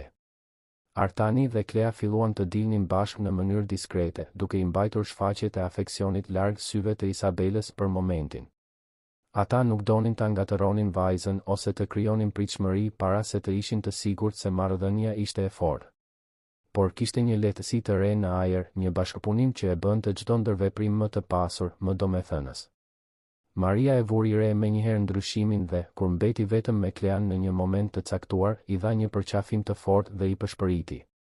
Jam shumë e lumtur për ju. Ju meritoni të jeni të lumtur. Dhe ai burri atje lart kishte nevojë për dikë si ti prej shumë kohësh. Kujdesu mirë për të dhe për Isabelën tonë. Javët kaluan në një lloj mjegulle të artë lumturie. Artani vinte në shtëpi gjithnjë e më herët, duke shfrytëzuar maksimalisht kohën me familjen e tij. Po, familjen. Sepse kështu kishte filluar ta shihte gjithë këtë. Klea nuk ishte më vetëm kujdestarja e Isabelës. Ajo ishte shoqja e tij, partnerja e tij, personi me të cilin ndante gëzimet dhe shqetësimet. Dhe Sofia, ajo foshnjë e adhurueshme që tashmë kishte filluar të provonte hapat e parë, ishte bërë si një vajzë e dytë për të. Isabela, nga ana tjetër, lulëzonte çdo ditë e më shumë. Ajo sapo kishte mbushur 7 vjeç dhe ndryshimi midis fëmijës së izoluar dhe të shkëputur të muajve më parë dhe vajzës që ishte tani ishte mbresëlënës. Ajo bisedonte më shumë, kërkonte ndërveprim, tregonte afeksion në mënyra që kur nuk i kishte bërë më parë. Ishte në një pasditë prilli, kur pranvera ishte në kulmin e saj, që Isabela bëri një pyetje që i kapi Artanin dhe Klean plotësisht në befasi. Të katërt ishin në kopsht, Artani duke ndihmuar Isabelën të mbillte lule në një parcel që e kishin përgatitur së bashku, ndërsa Klea vëzhgonte me Sofin në krah. Pa pritur, Isabela ndaloi atë që po bënte, shikoi Klean dhe pyeti me atë sinqeritetin çarmatosës të fëmijëve. Klea, a mund të jesh nëna ime? E vërtet? Klea ndjeu se i mungonte ajri në mushkëri. Artani mbeti i ngrirë, pa ditur çfarë të thoshte. Heshtja zgjati për disa sekonda që u dukën si orë. Isabela vazhdoi, pa e kuptuar madhësinë e asaj që po pyeste. Sepse Sofia të ka ty si nën. Dhe unë doja të kisha një nën gjithashtu. Ti kujdesesh për mua, luan me mua, më ndihmon kur jam e trishtuar. A nuk është kjo ajo që bëjnë nënat? Klea u ul në gjunjë për të qenë në lartësinë e Isabelës, me sytë e përlotur. Isabela, unë adhuroj të kujdesem për ty, ti je një vajzë shumë e veçantë për mua. Dhe po, unë I bëj këto gjëra sepse të dua shumë. Por të jesh nën është diçka e komplikuar që përfshin shumë gjëra të tjera. Isabela rudhi ballin e menduar. Por ti nuk më do siç e do Sofin? Klea ja shtrëngoi dorën vajzës. Unë ju dua ty dhe Sofin në mënyra të ndryshme, por po aq të forta. Ju të dyja jeni shumë të rëndësishme për mua. Artani, I cili më në fund ishte rikuperuar nga shoku fillestar, u afrua dhe u ul në gjunjë gjithashtu pranë tyre. Isabela, Klea kujdeset shumë për ty dhe e di që ajo gjithmonë do të jetë këtu për ty. Çfarë thua sikur të bisedojmë më shumë për këtë në një moment tjetër, kur të jemi të gjithë më të qetë? Isabela dukej se e pranoi atë përgjigje, duke kthyer vëmendjen te lulet që po mbillte. Por pyetja mbeti duke jehuar në ajër, e rëndë dhe domethënëse. Atë natë, pasi Isabela fjeti, Artani dhe Klea u ulën përsëri për të biseduar. Pyetja e saj të kapi në befasi edhe ty, apo jo, tha Artani. Klea tundi kokën. Plotësisht. Nuk e prisja këtë. As nuk di çfarë t'i them. Artani mori frym thellë. Klea, e di që jemi bashkë prej pak kohësh. E di që ende po njihemi me njëri tjetrin, po e ndërtojmë këtë marrëdhënie. Por ajo pyetje e Isabelës më bëri të mendoj. Më bëri të kuptoj se ti tashmë je shumë më tepër se një kujdestare për të. Ti tashmë je një figurë amtare. Dhe ndoshta është koha të fillojmë të mendojmë për të ardhmen në mënyrë më serioze. Klea e shikoi me vëmendje. Çfarë po thua, Artan? Ai I kapi duart. Po them se të dua në jetën time. Në jetën tonë. Jo vetëm si të dashur, por si pjesë zyrtare e kësaj familjeje. Dua që Isabela të mund të quajë nën pa dyshime apo pa siguri. Dua që Sofia të rritet duke na parë ne të dy si prindërit e saj. Dua të ndërtoj një jetë me ty, Klea. Një jetë të vërtetë. Klea ndjeu lotët t'i rridhnin lirshëm në përfytyrë. Artan, edhe unë e dua këtë. Më shumë se çdo gjë. Por kam frikë se mos nuk jam e mjaftueshme. Kam frikë se mos nuk arrit të mbush zbrazëtin që la Helena. Kam frikë se mos të zhgënjej ty dhe Isabelën. Artani ja përkëdheli fytyrën me butësi. Ti tashmë I ke mbushur të gjitha zbrazëtit, Klea. Ti tashmë ke bërë më shumë për Isabelën në pak muaj se sa Helena bëri në të gjitha vitet që ishte këtu. Dhe nuk bëhet fjalë për të qenë perfekte. Bëhet fjalë për të qenë e pranishme, për të kujdesur, për të dashur. Dhe ti I bën të gjitha këto natyrshëm. Ti tashmë je nëna që Isabelës I nevojitet. Mungon vetëm ta bëjmë zyrtare. Klea e përqafoi fort, duke lënë lotët t'i lagnin shpatullën. Ajo mendoi për gjithçka që kishte jetuar, se si kishte arritur deri aty. Nga një jetë në rrugë, pa perspektivë, pa shpresë, në atë moment, duke u dashur dhe dëshiruar si pjesë e një familjeje. Ishte pothuajse e pamundur të besojë. Por po ndodhte. Dhe ajo do ta lejonte veten të besonte. Do ta lejonte veten të ishte e lumtur. Muajt në vijim ishin të rregullimeve dhe përshtatjeve. Artani dhe Klea vendosën të prisnin pak më shumë para se të zyrtarizonin ndonjë gjë, duke dashur të siguroheshin se Isabela ishte e përgatitur për ndryshimet. Por vajza, në mençurinë e saj fëmijërore, tashmë e kishte pranuar Klean si pjesë të familjes prej shumë kohësh. Ajo filloi ta quante Klean nën spontanisht, pa e nxitur askush, dhe sa herë që kjo ndodhte, Klean ndjente zemrën t'i mbushej me dashuri dhe mirënjohje. Sofia, e cila ishte tashmë më shumë se një vjeç dhe fillonte të thoshte fjalët e para, gjithashtu e adoptoi Artanin si figurë atërore, duke vrapuar drejt tij me krah të hapur sa herë që vinte në shtëpi. Në qershor, kur netët e verës filluan të bëheshin të ngrohta, Artani organizoi një darkë të veçantë. Ftoi vetëm njerëzit më të afërt. Marian, e cila ishte bërë shumë më tepër se një punonjëse, ishte praktikisht pjesë e familjes, dhe zonja Lirie, nëna e Artanit, e cila ishte mbajtur larg gjatë muajve të parë pas ndarjes nga Helena, por që tani vizitonte rregullisht dhe ishte magjepsur plotësisht me Klean dhe Sofin. Gjatë darkës, ndërsa Isabela vizatonte e qetë dhe Sofia luante në rrethoren e saj, Artani u ngrit në këmbë dhe kërkoi vëmendjen e të gjithëve. Zemra I rrite me shpejtësi, duart I djersiteshin lehtë, por ai e dinte se ishte koha e duhur. Klea, filloi ai, duke e parë drejt për drejt. Disa muaj më parë, ti hyre në jetën time, në jetën tonë, në një mënyrë krejtësisht të papritur. Unë nuk po kërkoja askën. Nuk mendoja se ishte e mundur të dashurohesha përsëri. por ti erdhe me forcën tënde, mirësinë tënde, dashurinë tënde të sinqertë dhe ndryshove gjithçka. Ti transformove Isabelën, solle gëzim përsëri në këtë shtëpi, më mësove se është e mundur të rifillosh. Dhe unë nuk e imagjinoj dot më jetën time pa ty. Ai bëri një pauzë, nxori një kuti të vogël nga xhepi dhe u ul në gjunjë para Kleas. Ajo vuri duart te goja, tashmë duke qarë, tashmë duke e ditur se çfarë do të vinte më pas. Klea, a dëshiron të martohesh me mua? Dëshiron të jesh gruaja ime, nëna e Isabelës dhe Sofis, shoqja e të gjitha orëve? Dëshiron të ndërtosh këtë të ardhme me mua? Klea mezi fliste përmes lotëve. Po, Artan. Po, dua. Dua gjithë këtë me ty. Dhoma shpërtheu në duartrokitje dhe lot gëzimi.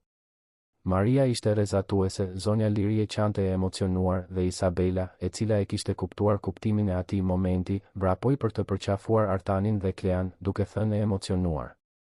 Tani do të jesh nëna ime për gjithmonë, apo jo? Klea e mori në krah dhe e shtrëngoi fort. Për gjithmonë, zemra ime. Për gjithmonë. Artani i vuri unazën në gisht Kleas, një unaz e thjesht por e bukur, që shkëlqente në dritën e llambadarit.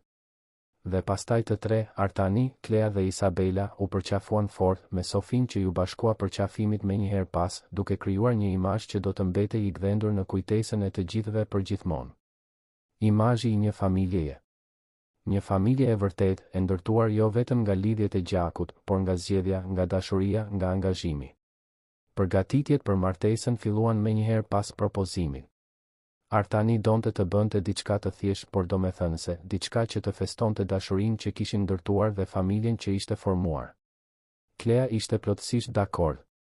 Ajo nuk donte një festë të madhe, nuk kishte nevojë për bujë apo luks. Ajo që kishte rëndësi ishte të ishte e rrethuar nga njerëzit që donte, duke festuar atë moment të veçantë që do të shënonte fillimin zyrtar të jetës së saj të re. Vendosën që ceremonia të ishte në shtator, në fillim të vjeshtës, kur gjethet do të fillonin të merrnin ngjyra të arta dhe klima do të ishte më e butë. Do të ishte në kopshtin e shtëpisë, po atë kopsht ku Klea kishte takuar Isabelën atë natë Krishtlindjesh që ndryshoi gjithçka. Isabela ishte absolutisht e magjepsur me idenë e martesës. Ajo ishte ftuar të ishte shoqëruesja e vogël e nuses dhe e merrte këtë përgjegjësi shumë seriozisht. Klea e çoi për të zgjedhur fustanin dhe vajza u mahnit me një model të bardhë me detaje roz të qelët që i shkonte në mënyrë perfekte me tonin e lëkurës dhe flokët e saj bionë. Sofia, e cila ishte tashmë më shumë se 1 vjeç dhe ecte me siguri në rritje, do të ishte shoqëruesja tjetër, duke veshur një fustan të vogël në të njëjtin stil. Të dyja bashkë do të formonin një imazh të adhurueshëm, mendoi Klea, duke ndjerë zemrën t'i ngrohej me këtë ide. Zonja Lirie u ofrua të ndihmonte me të gjitha përgatitjet dhe ajo dhe Maria punuan në partneritet për të siguruar që çdo detaj të ishte perfekt. Kopshti u rinovua, u mbollën lule të reja, u instaluan drita delikate për të krijuar një atmosferë magjike. Por jo gjithçka ishte lule në muajt para martesës. Në korrik ndodhi diçka që testoi qëndrueshmërinë e marrëdhënies së Artanit dhe Kleas dhe nxori në pa frikëra dhe pa siguri që të dy mendonin se i kishin të i kaluar. Helena u kthye. Ajo u shfaq pa paralajmërim, duke i rënë ziles një të shtunë në mëngjes, kur Artani ishte në zyrë duke punuar dhe Klea luante me vajzat në dhomën e ndenjes. Maria hapi derën dhe, kur njohu gruan që ishte aty, mbeti e ngrirë për disa sekonda para se të thërriste Klean. Kur Klea arriti te dera dhe pa Helenën, ajo e dinte menjëherë se kush ishte. Gruaja përballë saj ishte e veshur në mënyrë të patëmet, me rroba firmato dhe bizhuteri diskrete por të shtrenjta. Flokët e saj ishin të rregulluar në mënyrë perfekte, grimi i saj ishte pa të meta. Ajo kishte pamjen e dikujt që kishte gjithçka nën kontroll, gjithçka në rregull të përkryer. Mund t'ju ndihmoj? Pyeti Klea me mirësjellje, pavarësisht nervozizmit që ndjente. Helena e shikoi nga kokat e këmbët me një shprehje të vështirë për t'u deshifruar. Unë jam Helena, nëna e Isabelës. Më duhet të flas me Artanin. Klea ndjeu stomakun t'i shtrëngoi. Sigurisht. Do ta thërras. Ju lutem, prisni këtu. Ajo nuk e ftoi Helenën brenda dhe gruaja nuk e kërkoi. Klea shkoi në zyrë dhe gjeti Artanin të përqendruar në disa letra. Kur i tregoi se kush ishte në derë, pa ngjyrën t'i ikte nga fytyra. Helena? Këtu? Pas 4 vitesh? Artani u ngrit papritur duke kaluar duart nëpër flokë në një gjest nervozizmi. Klea i preku krahun. Dëshiron të qëndroj me ty kur të flasësh me të? Artani tundi kokën. Jo, është më mirë ta zgjidh këtë vetëm. Por faleminderit që ofrove. Ai zbriti dhe gjeti Helenën në derë. Ajo u përpoq të buzëqeshte, por buzëqeshja nuk i arriti sy. Përshëndetje, Artan. E di që është një surprizë që po shfaqem kështu, por duhet të bisedojmë. Artani kryqëzoi krahët duke mbajtur një distancë fizike dhe emocionale. Për çfarë, Helena? Ti e braktise vajzën tënde 4 vjet më parë. Nuk dhe lajme, nuk pyete si ishte, nuk u interesove për asgjë. Dhe tani shfaqesh këtu duke dashur të bisedosh? Helena uli syt, duke u dukur sinqerisht e turpëruar. E di që isha frikacake. E di që bëra një gabim të tmerrshëm. Por unë kam ndryshuar, Artan. Kam bërë terapi, kam punuar me veten time, dhe tani jam gati të jem nëna që Isabela meriton. Dua të bëhem pjesë e jetës së saj përsëri. Dua të rekuperoj kohën e humbur. Artani ndjeu një zemërim të ftohtë t'i ngjitej nëpër shtyllën kurrizore. Ti mendon se mund të shfaqesh këtu pas 4 vitesh dhe gjithçka do të kthehet në normalitet? Isabela nuk të njeh, Helena. Për të, ti nuk ekziston. Dhe tani unë kam dik në jetën time, dik që e do Isabelën vërtet, që është këtu çdo ditë, që kujdeset për të kur është e sëmur, që feston arritjet e saj, që e qetëson kur ka kriza. Dik që meriton të quhet nën shumë më tepër se ti. Helena u trondi dukshëm. Ajo gruaja që hapi derën? Dadoja? Artani ndjeu gjakun t'i vlonte. Ajo nuk është Dado. Ajo është kujdestarja e Isabelës, e fejuara ime, dhe do të jetë gruaja ime pas 2 muajsh. Dhe ajo është më shumë nën për Isabelën se sa ti ke qenë ndonjëherë ose do të jesh. Helena bëri një hap prapa, qartësisht duke mos e pritur atë reagim. Artan, e di që je i zemëruar dhe ke plotësisht të drejtë. Por ligjërisht, unë jam ende nëna e Isabelës. Ende kam të drejta. Artani ngushtoi syt. Ti hoqe dorë nga ato të drejta kur e braktise vajzën tënde. Dhe nëse përpiqesh të shkaktosh ndonjë problem, nëse përpiqesh të destabilizosh jetën që kam ndërtuar për të, unë do të luftoj me të gjitha forcat për të siguruar që ti të mos i afrohesh asaj. Isabela është e lumtur tani. Ajo ka një familje që e do nuk do të lejoj që ti ta shkatërosh këtë. Helena dukej se donte të argumentonte, por diçka në shprehjen e Artanit e bëri të hiqte dorë. Ajo thjesht tundi kokën ngadalë. Kuptoj. Por unë do të kthehem, Artan. Do të provoj se kam ndryshuar, se meritoj një shans të dytë. Dhe pastaj ajo u kthye dhe iku. Artani mbeti i palvizur në derë për disa minuta, duke përpunuar atë që sapo kishte ndodhur. Zemra i rrite me shpejtësi, frymëmarrja i ishte çrregulluar. Kur më në fund u kthye brenda shtëpisë, gjeti Klean duke pritur në dhomën e ndenjes me një shprehje të shqetësuar në fytyrë. Çfarë donte? Artani u ul pranë saj në divan dhe i tregoi gjithçka. Klea dëgjoi në heshtje, duke ndier një përzierje frike dhe zemërimi. Frikë se Helena vërtet mund të shkaktonte probleme, se mund të destabilizonte familjen që kishin ndërtuar. Dhe zemërim që ajo grua, e cila kishte braktisur vajzën e saj, tani kthehej duke dashur të pretendonte të drejta që ajo vet i kishte hedhur poshtë vite më parë. Mendon se do të kthehet vërtet? Mendon se mund të na shkaktoj probleme? Artani i kapi duart Kleas fort. Nuk e di se çfarë do të bëj. Por ajo që di është se nuk do të lejoj që asgjë dhe askush të shkatërrojë familjen tonë. Isabela është prioriteti im dhe ti dhe Sofia gjithashtu. Do ta përballojmë këtë së bashku, çfarëdo që të vijë. Klea tundi kokën, duke u përpjekur të besonte në ato fjalë. Por natën, kur ishte vetëm në dhomë duke vënë Sofin në gjumë, ajo nuk mundi t'i shmangte mendimet e errëta që i pushtonin mendjen. Po sikur Helena të kishte ndryshuar vërtet? Po sikur të arrinte të provonte se meritonte një shans të dytë? Po sikur Isabela të donte të njihte nënën e saj biologjike? Ku do ta linte kjo Klean? A do të hidhej poshtë, do të zëvendësohej nga nëna e vërtet? Të gjitha frikërat që ajo mendonte se i kishte të i kaluar u kthyen me forcë të plotë, dhe ajo kaloi natën pothuajse pa gjumë, duke parë tavanin dhe duke u përpjekur të qetësonte zemrën e saj të përshpejtuar. Në ditët në vijim, tensioni në shtëpi ishte i prekshëm. Artani kalonte më shumë kohë në zyrë duke bërë telefonata me avokat, duke u konsultuar për të drejtat e tij dhe se si ta mbronte Isabelën nëse Helena vendoste vërtet të shkaktonte probleme. Klea përpiqej të mbante normalitetin në rutinën e Isabelës, por vajza, gjithmonë perceptuese, vuri re se diçka ishte ndryshe. Klea, je e trishtuar? E pyeti ajo në një moment të caktuar, ndërsa vizatonin së bashku. Klea sforcoi një buzëqeshje. Jo, zemra ime. Jam vetëm pak e lodhur. Por jam mirë. Isabela nuk u duke bindur, por nuk këmbënguli. Ajo thjesht ju afrua dhe e përqafoi Klean, duke i dhënë atë ngushëllim të heshtur që ndonjëherë vlen më shumë se 1000 fjalë. 2 javë pas shfaqjes së Helenës, erdhi një letër përmes avokatit. Helena po përpiqej vërtet të ndryshonte situatën, duke pretenduar se kishte kaluar trajtim psikologjik dhe se tani ishte në gjendje të ushtronte amësinë e saj. Ajo kërkonte vizita të rregulluara në mbikëqyrje për të filluar rindërtimin e marrëdhënies me Isabelën. Artani u tërbua. Si guxon? Si mendon se mund të kthehet dhe të kërkojë akses te Isabela pas gjithë kësaj?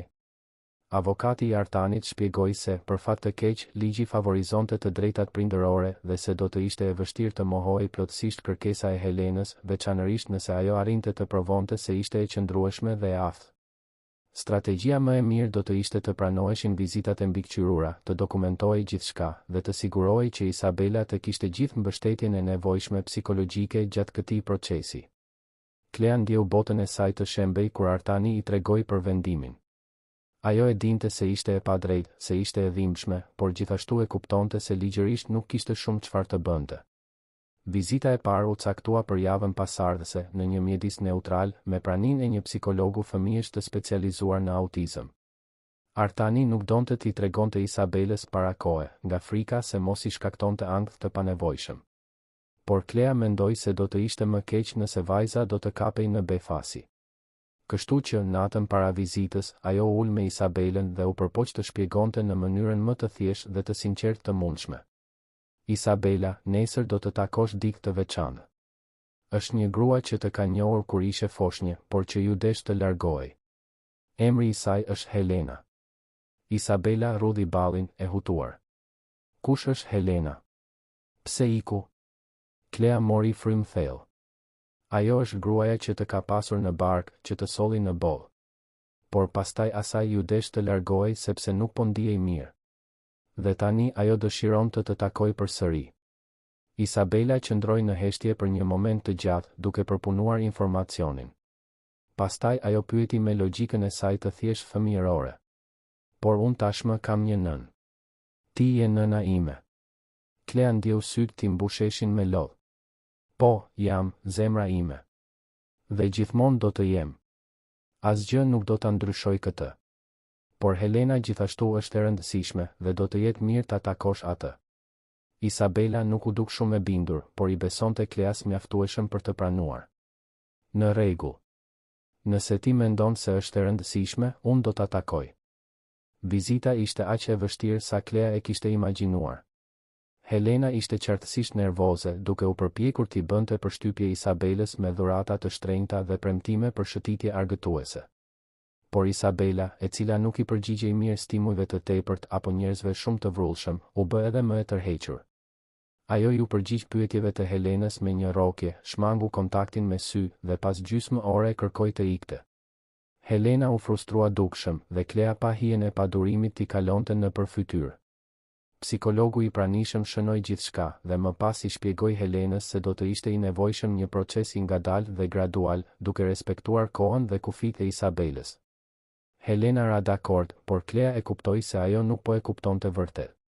Ajo priste rezultate të shpejta, një lidhje të menjëhershme që thjesht nuk ekzistonte. Vizitat vazhduan të ndodhnin çdo javë gjatë javëve në vijim. Dhe me çdo vizitë bëhej më e qartë se Helena nuk ishte e përgatitur për realitetin e të pasurit një vajzë me autizëm. Ajo bëhej e paduruar kur Isabela nuk përgjigjej siç priste ajo, frustrohej kur vajza hynte në krizë për shkak të tepëricës së stimujve dhe filloi të bënte komente se si Isabela duhej të ndryshonte, duhej të sillej në mënyrë më normale. Artani, i cili shoqëronte të gjitha vizitat, dokumentonte gjithçka me kujdes. Dhe psikologu gjithashtu po shite të njëjtin model. Helena nuk kishte ndryshuar vërtet.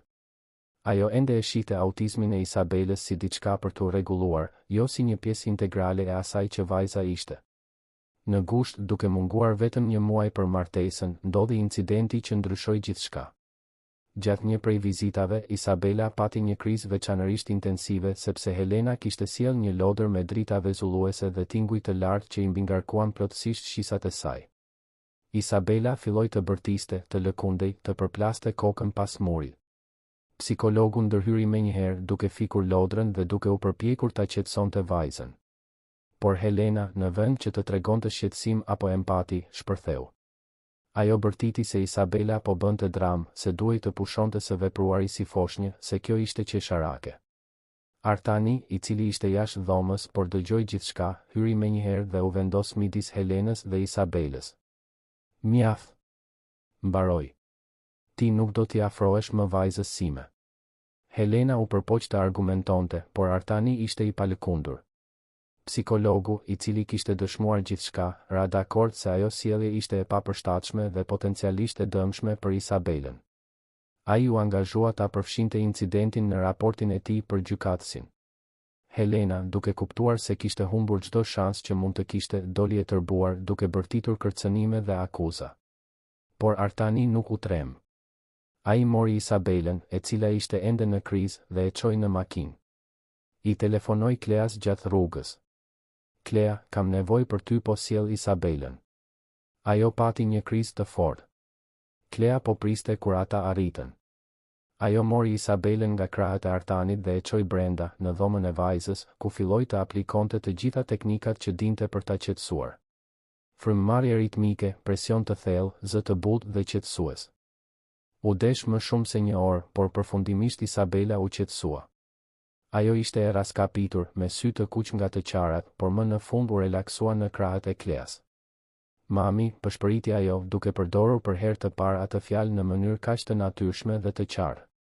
Nuk dua ta shoh më atë gruan. Ajo më trem. Klea e shtrëngoi vajzën në gjoks. Nuk ke pse ta shohësh më, zemra ime. Premtoi.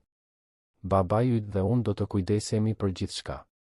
Isabela ra në gjumë pak më vonë, plotësisht e raskapitur. Klea e shtriu në krevat, e mbuloi me batanien e saj të preferuar dhe qëndroi aty e ulur, duke e vëzhguar të flinte, duke ndjerë një përzierje lehtësimi dhe zemërimi. Lehtësim sepse më në fund ai makth me Helenën dukej se po i vinte fundi. Dhe zemërim sepse Isabela ishte ekspozuar ndaj më shumë traume të panevojshme për shkak të një gruaje që qartësisht nuk ishte e përgatitur të ishte nën. Kur zbriti poshtë, gjeti Artanin në dhomën e ndenjes duke folur në telefon me avokatin. Ai po raportonte gjithçka që kishte ndodhur, duke theksuar reagimin e papërshtatshëm të Helenës dhe vuajtjen e panevojshme të shkaktuar Isabelës. Kur mbaroi telefonatën, ai u ul në divan dhe futi fytyrën në duar. Klea u ul pranë tij dhe e përqafoi. Gjithçka do të shkojë mirë, Artan. E rëndësishme është që Isabela është e sigurt tani. Artani ngriti fytyrën dhe e shikoi me sy të kuq.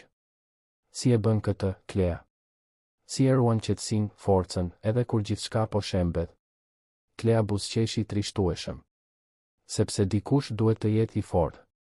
Dhe sepse të kam ty pranë. Nuk jam vetëm në këtë. Kur më nuk do të jem vetëm. Ata qëndruan të përqafuar kështu për një kohë të gjatë, duke gjetur ngushëllim të njëri tjetri. Në javët në vijim, avokati i Artanit punoi pa u lodhur. Me raportin e psikologut që dokumentonte sjelljen e papërshtatshme të Helenës dhe dëshminë e Artanit për incidentin, ata arritën të merrnin një urdhër gjykate që pezullonte të gjitha vizitat derisa të bëhej një vlerësim më i thelluar. Helena, duke kuptuar se kishte humbur, më në fund hoqi dorë. Ajo nënshkroi një dokument ku hiqte dorë formalisht nga të drejtat e saj prindërore, në këmbim që Artani të mos e padiste për braktisje të miturit. Ishte një lehtësim i pamas për të gjithë.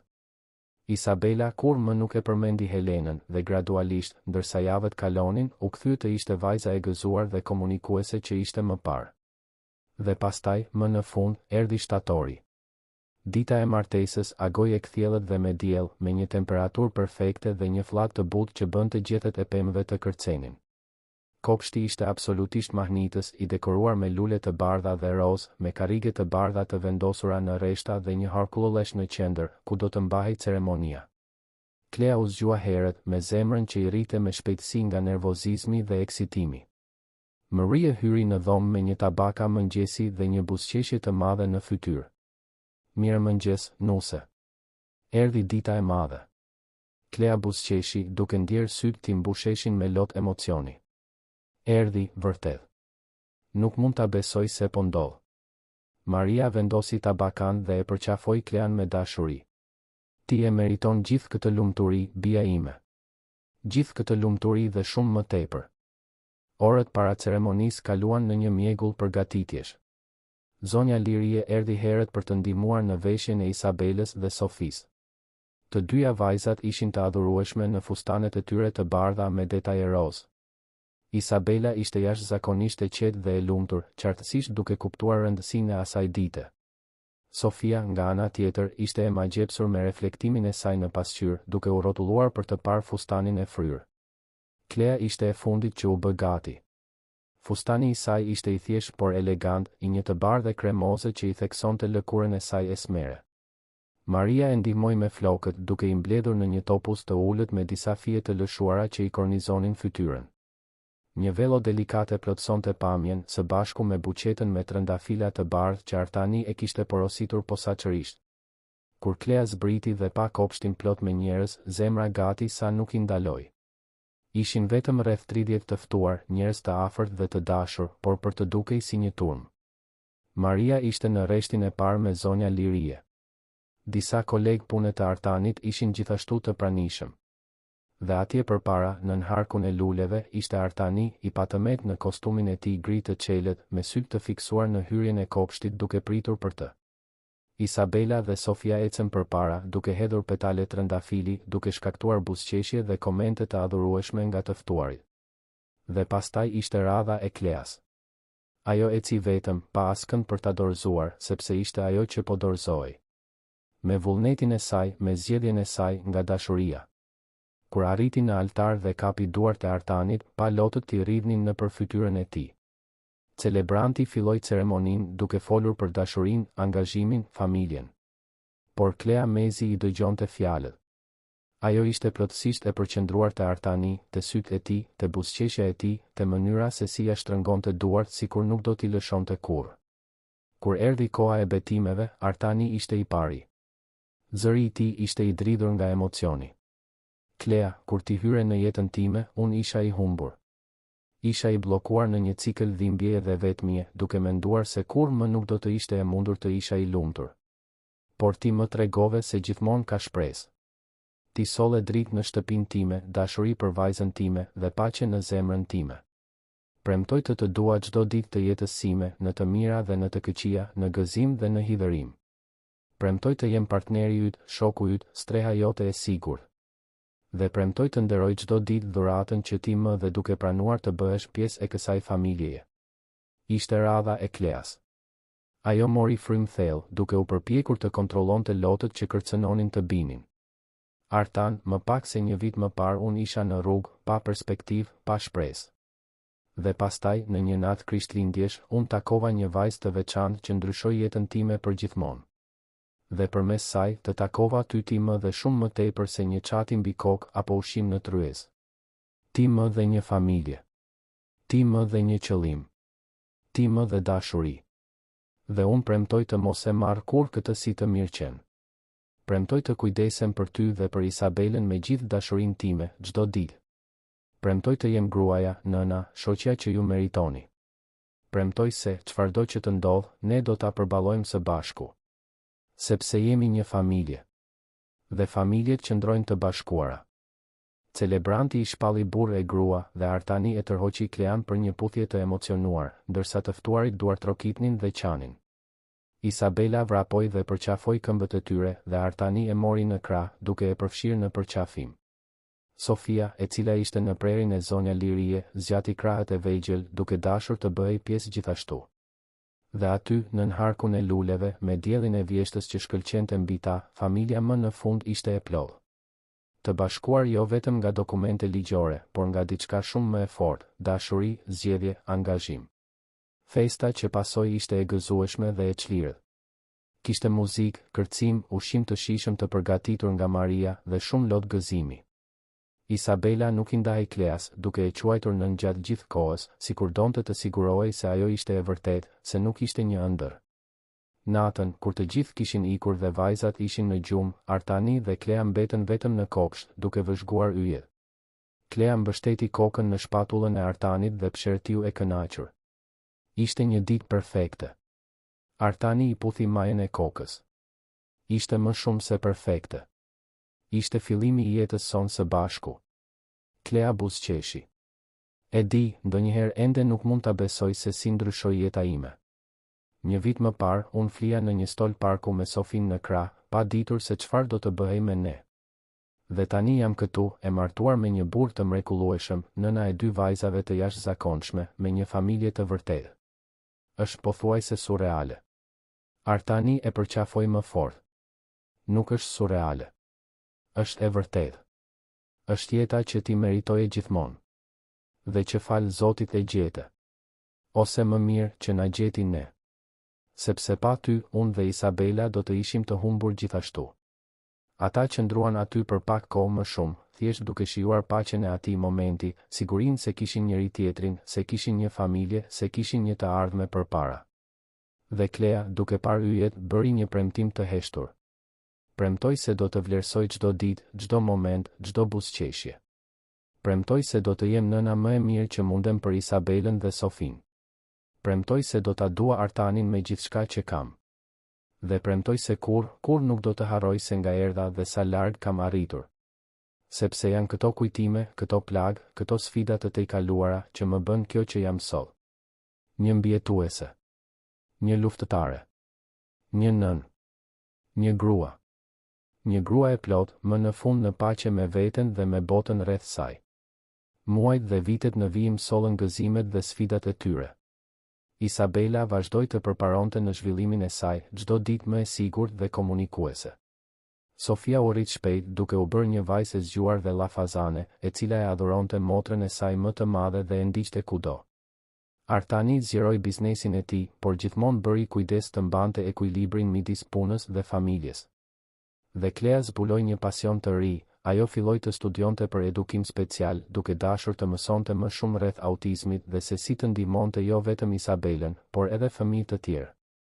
Me mbështetjen e Artanit, ajo ju kthye studimeve, bëri kurse, mori pjesë në seminare dhe përfundimisht filloi të punonte si konsulente për familjet me fëmijë autik, duke ndarë përvojën dhe njohuritë e saj. Shtëpia në blok u mbush me jetë, me të qeshura, me dashuri. Maria vazhdoi të ishte pjesë e familjes, duke qenë gjyqe e adoptuar që vajzat e adhuronin. Zonja Lirie vizitonte rregullisht, krenare për familjen që djali i saj kishte ndërtuar. Dhe në çdo Krishtlindje, kur vinte koha për të dekoruar pemën, Klea nuk mund t'i përmbante lotët kur kujtonte atë natën e parë, kur gjithçka filloi.